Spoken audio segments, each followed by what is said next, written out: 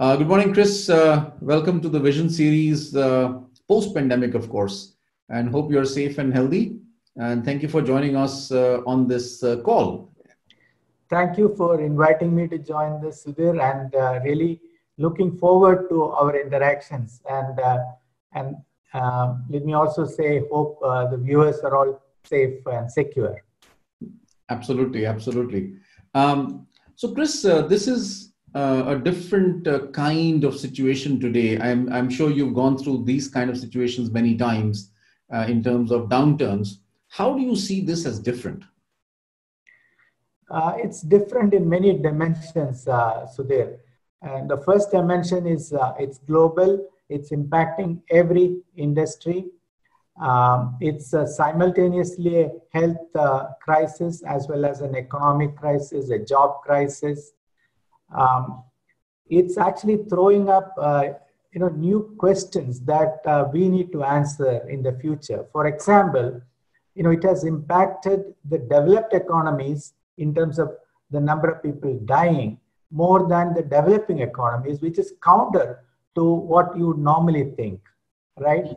And that's because the older people are infected more or affected more, and and that again throws up a question of till now we have looked at the healthcare system as a curative system, right? We have not thought about healthy aging. Before the crisis, the focus had shifted to non-communicable diseases. But now we need to have a balance between communicable diseases and non-communicable diseases. The digital divide is stark because with work from home, clearly, there are now, the divide is becoming clear. The more educated people are able to work from home. The blue collar workers are not able to work from home. People who don't have computers at home can't put their children to online schools. So a lot of questions are emerging. And I think each of this will be converted into an opportunity. And that's what I'm actually optimistic about. And the last thing I want to say is that we also seen that we are able to change regulations faster. We are able to collaborate better. We are able to find solutions. And this experience, I believe, will give us confidence that there is capacity to innovate at a speed that's necessary today. No, absolutely. And again, India, unlike many other countries, maybe except China, billion plus people, and the challenge is absolutely humongous. I don't think any country has faced this, and especially a democratic country. What is your view on India managing this? And up till now, and obviously a lot of, in the business sense, we as venture investors, a lot of investors do ask us, and they are seeing the numbers, of course. And how do you think India has managed it so far? Obviously, there's pluses and minuses. And how do you think India will manage it in the future? On the positive side, our death rate per million is one of the lowest in the world, and every life is precious. In that sense, I think we have been able to save a large number of lives. Mm-hmm. I think that's the number one success of what India has done now. Yes. But it also has shown the challenges that India would face. The informal economy is pretty substantial. And we saw a lot of people affected in the informal economy, the daily wage earners. Some of them are migrating back to their villages. So we saw a large scale migration.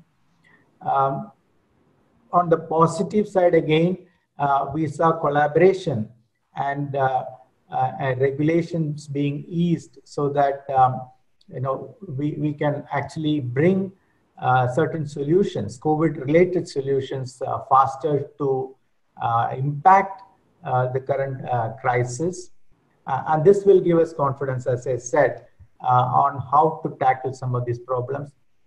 We also saw startups providing a lot of these solutions. In fact, in my discussions with some of the government officials, they said startups responded faster than established companies because they had less bureaucracy, they had less worries about what impact it would have on their business, etc. And more innovative, yes. Exactly, and there are lots of positives. So in the short term, yes, the economy is taking a hit. In the short term, because of the disparity in society, we're taking a hit. But in the medium to long term, none of the things which are positives about India have changed. The talent pool that we have is, I believe, second to none, all the way from white collar work to blue collar work, from things like IT services to advanced manufacturing or healthcare, etc. I think our healthcare system till now has actually demonstrated that they are able to step up to the challenges in spite of the poor healthcare infrastructure. Second, I strongly believe that in the future we will use multiple exponential technologies to change industries, what is called the fourth industrial revolution. And India is probably the best place to leverage these technologies for maximum benefit. And could you give some examples of that? Examples of that is how we transitioned directly from fixed screens or fixed phones to mobile telephones, consumption of online content and mobile telephones, consumption of services on mobile telephones. Our mobile network is second to none. In the financial services industry, the payment gateways that we have created have completely changed, transformed how banking is conducted today. We have brought a lot of people into the formal economy, the financial services economy, by giving them bank accounts and things like that. And this can be done now in healthcare. For example, right now, an experiment is going on to use telemedicine and teleconsult to actually reach the maximum number of people during this COVID times. And this actually enables us to give quality consultation to the remotest area, leveraging technology. So, we can actually reimagine every single business, every single industry, how they will leverage some of these technologies. Large population, aspirational. Imagine the wealth that will be created from a per capita income of $2,000 to $10,000. There are very few places in the world where the per capita income is going to grow 5 times in the near future. And we will be one of the few large economies where the per capita income will grow 5 times in the next, let's say, 10 to 20 years.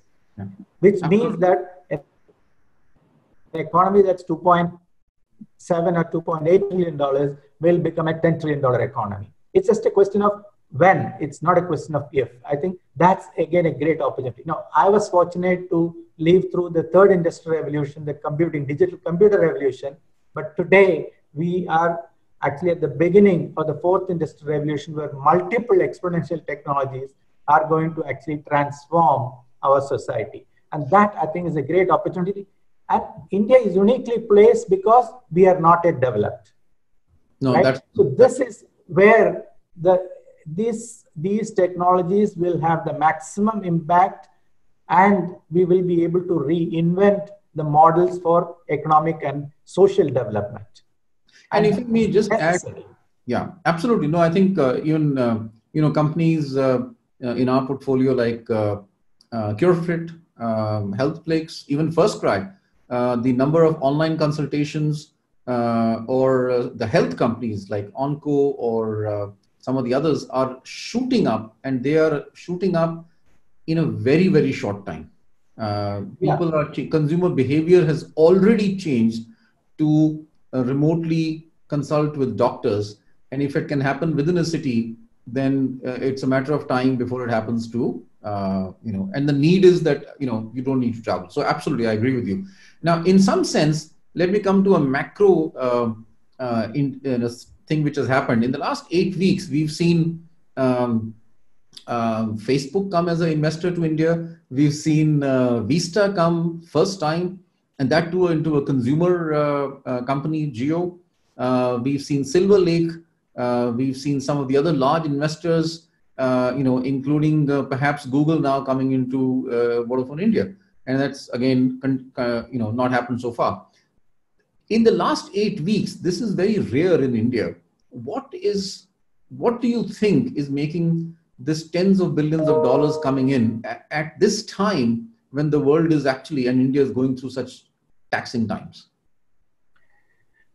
So I want to actually, broaden the window a little bit. Okay. Before the COVID crisis started, let's say before March, we had 36 or 37 unicorns in India. Right. So we were actually a magnet for attracting investments. What this shows, all the examples you gave, and today, I just saw the news which says that there are investors looking at Vodafone. Yes. Google is looking at Vodafone. Microsoft is also looking at Jio. So this reinforces the India story. That is, if you look beyond COVID, all the things that I talked about, India being an attractive destination for talent, innovation, and market, all of them are true. That nothing has changed during this. As we have taken a temporary break, but nothing has changed. And I believe that we will have large number of unicorns. We will have significant investments coming into India to take advantage of the opportunity that India provides. And you're saying this will carry on, because I know in our firm we have seen this, additional investors coming in the last 8 weeks. And but are you seeing, while the macro and the micro are obviously going through ups and downs, massive ups and downs right now, are you seeing startups and companies, becoming more efficient right now in this context? Yes, they have to do that in order to survive, right? The way they are reacting or responding is by looking at every single line item of expenses, becoming more efficient, trying to look at how they can pivot or they can repurpose their solutions to reach to their customers, their consumers during these difficult times, to stay relevant. And they're also looking at, what new opportunities are being created during this crisis. They're looking at how to survive so that they can emerge stronger. I think the investors are also working closely with these startups, and that's very, very encouraging. The whole ecosystem has come together in order to make sure that, yes, short term, this is unexpected. There is going to be impact, but in the medium to long term, we emerge out of this with as little damage and then ready to take advantage of the positives that India provides. That's what I see clearly. And again, in our portfolio, we've seen that we are calling them the COVID warriors, where, on 22nd of March, when the national lockdown was announced, all companies, right, from 100 to 200 million revenue to a smaller number became zero. It was like a square curve, a square wave coming down to zero. And within 8 weeks now, companies have pivoted. New products have been announced, new products, new services, in many cases, new business models, new revenue models with agility. And in fact, that is something amazing. I have actually not seen that. This is my fourth downturn. I've not seen this ever. Does that sort of indicate the maturity of the entrepreneurs which are there in India right now? It only reinforces the resilience of the leadership that exists. Because I've lived through this, when I took over as CEO in 2007, everything was very rosy. 2008, we had the financial crisis. Crisis hitting you. Yeah. And Infosys emerged out of that stronger. The Indian IT services industry emerged out of that stronger.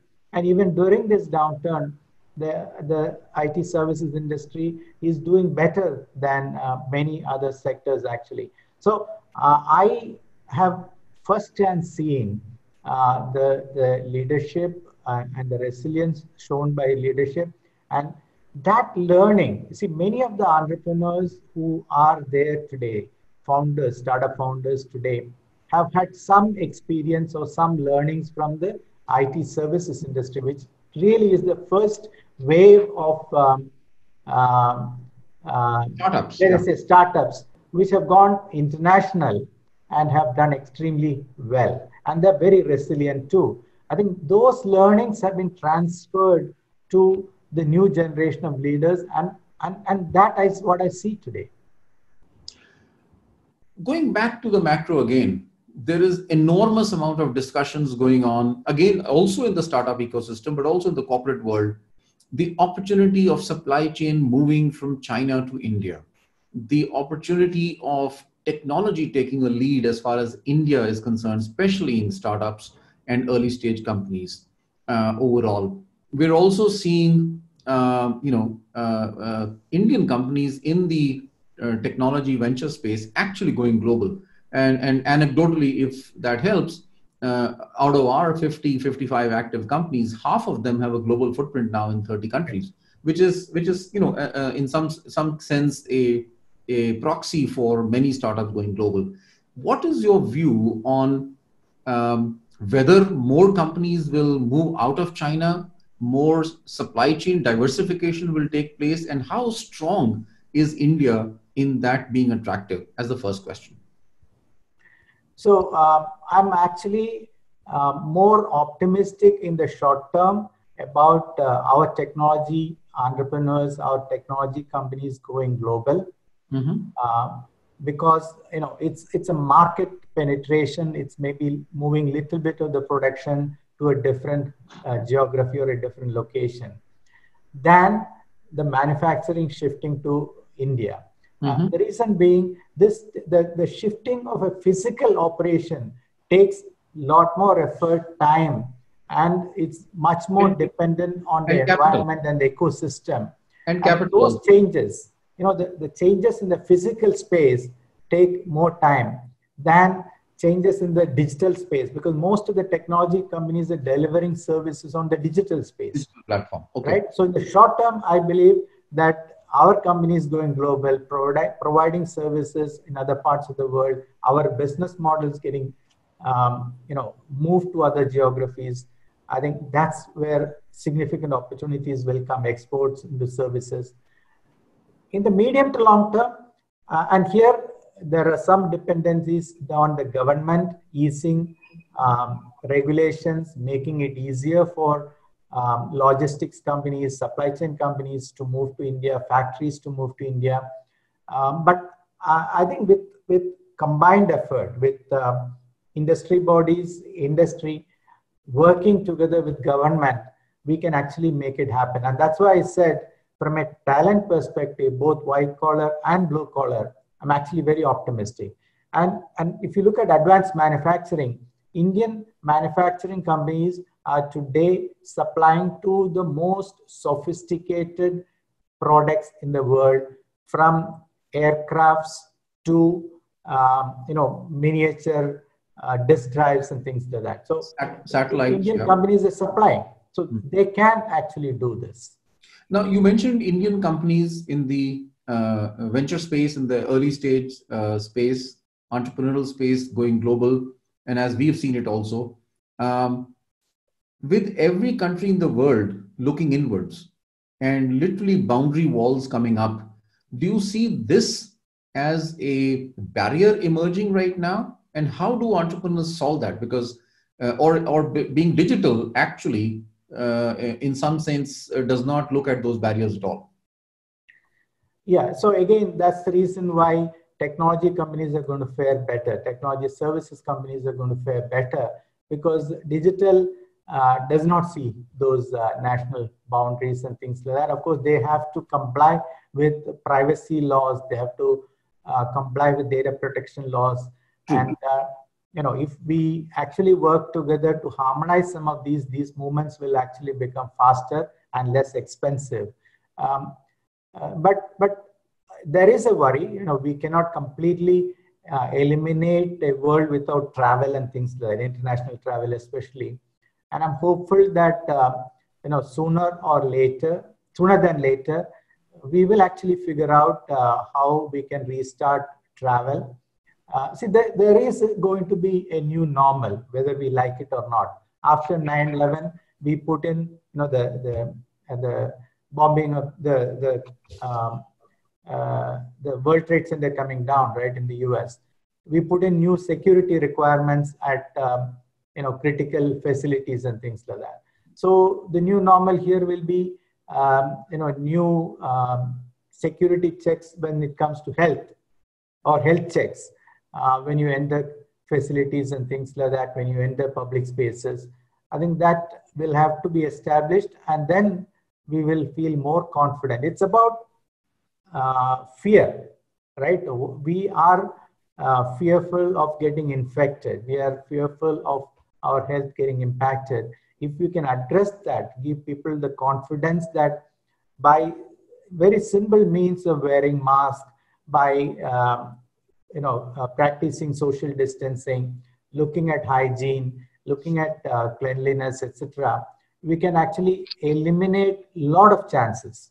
It will not 100% eliminate, but a lot of chances of you getting infected. I think we need to become better at it. We need to become disciplined about it. And we need to also give confidence to people that these things will bring down the spread of this virus. Absolutely. And going back to capital, Chris, now Indian venture and private equity capital has 95 to 96% traditionally been international capital. And that in some sense carries on. There are so many advantages. And we've seen, as we discussed earlier in the last 8 weeks, very large investors like Facebook, Vista, Silver Lake, etc., come into a couple of companies. Now, the Indian rupee capital has actually not participated that much. It's less than 5% right now, whereas in other countries it is more than 50%, namely China. And technically, if you take Europe and US, it's all domestic capital anyway, because bulk of the capital comes from there.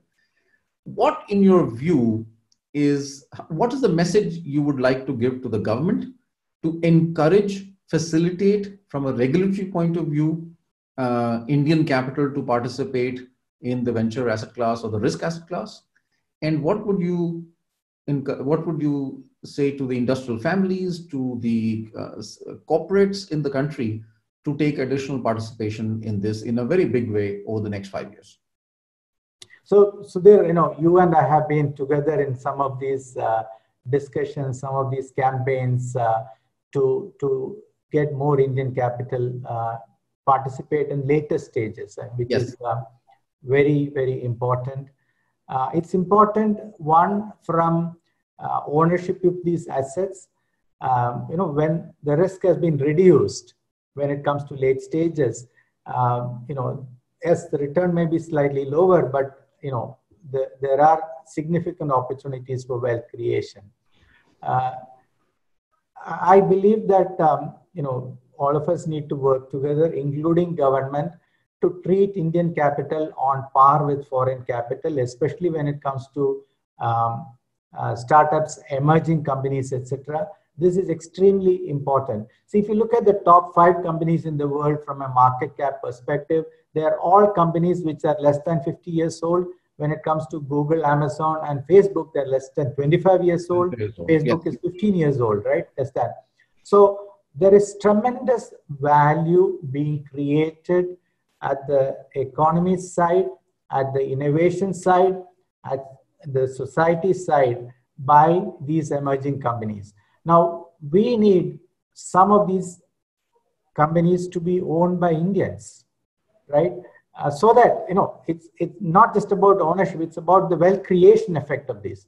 Right. That's why I would encourage all Indian funds, family offices to look at a portion of their investable wealth to go to these class of assets, these startups, and do it in a way in which you actually invest based on your risk appetite, and that can be done. You can directly invest, you can invest through funds, you can invest through fund of funds. There are various mechanisms that are available, but I think we need to one, do it.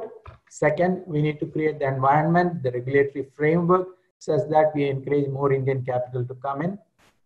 We also need to continue to encourage more Indian wealth to support research and innovation. Absolutely. I'm passionate about that also. Less than 0.1% of private investment is going into R&D in India. Mm-hmm. The total R&D investment has to go up, and the private investment into R&D has to go up significantly if India has to take advantage of the opportunities that are provided. If we want to create our own IP, if we want to create an economy that's driven by innovation, intellectual property, and things like that, we have to invest in our own R&D. So effectively, no, absolutely, I agree with you. And R&D is expenditure is actually even behind what goes into, let's say, venture capital and private equity as such. So you're saying regulatory changes in terms of tax equivalence as one, and secondly, the returns are there as far as venture is concerned, or as far as funds are concerned, or late stage. Do you see the emergence of large rupee funds in the country? I think we have to work together to create those funds, right? We have to create Indian VC firms. We have to create Indian funds that are $1 billion or $10 billion. The wealth is there. Whatever data we have shows that maybe $2 trillion to $3 trillion of wealth is there in private hands in India. In India, yes. Right. So some of that has to actually flow into this ecosystem. And as I said, this is where the wealth is going to be created. The established companies world over, it's not unique to India. If you look at a established auto manufacturing company versus a company that's providing data services, the valuations are very different. Right. And hence the wealth creation potential is actually very different. And if some of our wealth is not in those classes of assets, then we are, as a country, as individuals, we are going to lose out. And the last point I would like to say for the entrepreneurs and the startups is actually look at least some of them must look at IPO so that the wealth goes to the general public. Right. Right. So that is also an option more and more startups should explore. Just a piece of anecdotal evidence again, the top 15 tech companies in the US, and this is to your point of going public, the top 15 tech companies in the US constitute today 31% of the total market cap. The market cap of the top 15 companies, and it used to be 5 years back about 15%.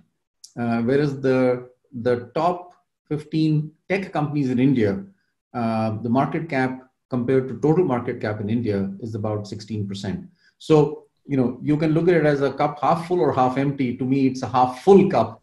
And that is where the opportunity lies. I know there are many potential companies which can go public either in India or outside the country, especially now that regulations allow Indian companies to go directly outside the country and not just inside the country in terms of IPO. So that's regulation changes are being made to facilitate growth of companies on a global basis from India. Yeah, and so this is something that the government has to look at as a community, as a industry. We need to actually talk about this. We need to encourage people to look at this class of assets. As individuals, we need to be committed to invest in these. And there are various mechanisms, even angel networks are there. There are various mechanisms to reduce your risk. And lastly, when it comes to entrepreneurs and startups, I would also look at how can we create entities that have significant value being created to domestic investors. Finally, So you have what is your message to global investors in the next 5 years in India? And I know you've given the message about domestic investors. And what's the message to the government on regulatory reforms? So regulatory reforms I will address first. Okay. Clearly we need to continue easing regulations. We need to simplify regulations. We need to make it faster to do business in India. We need to make sure that we reduce corruption in the system. So we have to look at all these, and I believe we are moving in the right direction because systematically we have been looking at the scores in ease of doing business. We have been looking at speed of responses. Certain state governments have come up with service levels for government services. They moved their services online. So there's a reverse sign-off. If you didn't hear from them for, let's say, 30 days, it's deemed approved, right? Your request is deemed approved. So we are going in the right directions. We should probably accelerate this, and we should always measure ourselves against our competing economies, actually, to ensure that we remain competitive. We should also measure ourselves with respect to the investments we attract. And our foreign direct investments have been going up, which shows that India is actually becoming a better and better economy for investing. I just saw a survey, and I forget which survey was that. Global economies in terms of attractiveness to investment or ability to attract investment, and India was number 5 in that. Okay. So it is actually very, very good actually to see India starting to appear in the top 10 and things like that. So today, global investors, I strongly believe that in the 21st century, if there is one economy that can give you the returns, that is upwards of 7, 10, 20%, at the extreme, it is India. It has, as I said, the opportunity to multiply its per capita income by 5.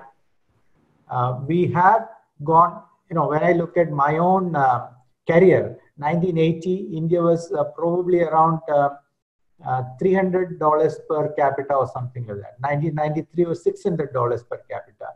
And today it's about $2,700 per capita. So we have actually shown progress. So from 1980, it's almost 10 times actually. So growing another 5 times, is not something that's not achievable. And other economies, China has done that. So I believe that we can do that. Second, if anything, the government actually has gone out of its way to attract foreign investors, right? Yes. It's actually biased towards foreign investors. That's the complaint from Indian investors in some sense, right? So they should actually feel confident that the system actually wants them to come to India, wants to give them a fair playing field, a balanced playing field, and will give them returns that they expect. Even during the COVID times, the investments that you talked about clearly show that India is an attractive destination. And lastly, this is something we didn't talk about, so let me say this. Sure. If you look at the models that have created development, the development models of the 20th century, it has actually left us with significant challenges and problems. Problems of climate change, problems of inequality, problems of mistrust in leadership, both from a political side as well as from a business side. It has actually, opened us about or left us exposed to pandemics. So there are many issues which the development, I believe the consumption-led development model of 20th century has left us with to fight now or to address now. In the 21st century, we need to look at development models that are very different, which are sustainable, which are equitable, which look at, how do you address, how do you create a global marketplace without sacrificing some of the issues that I talked about? And which is the economy that is yet to develop? It's India. So this is where those models are relevant. Maybe a little bit later or simultaneously, we need to look at Africa, because that's again an economy to be developed, right? So these are two very large markets that are available to us to do the right thing. Sure, sure. Right? No, again, I think what you're saying is a very mature ecosystem on entrepreneurs. They have scaled. There is a background of technology. Technology will be key to developing new companies which have never existed before. And they are solving real problems as far as India is concerned, especially in areas like health, agriculture, etc., which perhaps were not being solved because that technology was A, not available, or B, not being used. And the pandemic, in some sense, is forcing us to think differently right now. And India has actually not only the potential, but is already changed, and that we have seen in the last 8 weeks now. And addressing the challenges and the market opportunities that 90% of the population provides.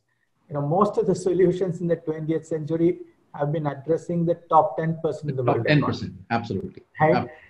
Now we have the opportunity to look at the bottom 90% of the economy, which, if its per capita income grows, is a huge, huge opportunity. And that's what is, I believe, the opportunity provided by India.